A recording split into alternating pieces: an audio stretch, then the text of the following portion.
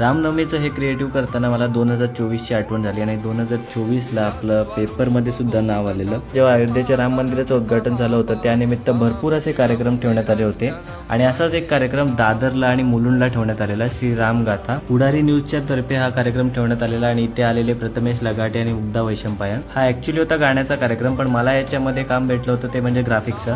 प्रत्येक गाण्याला जवळजवळ 3 ते 4 इमेजेस पाहिजे होते आणि त्याचे ग्राफिक्स जे होते ते मी बनवले होते. अर्थात याचं पूर्ण क्रेडिट त्यांच्या मेन आर्टिस्टला जातं, पण त्यांचे हे रॉ फोटोज उचलून मी त्यांना थोडेसे प्रोसेस करून त्यांना स्लाइड शो मध्ये ऍड केले होते आणि प्रत्येक सॉन्गसाठी एक व्हिडिओ बनवण्यात आली होती.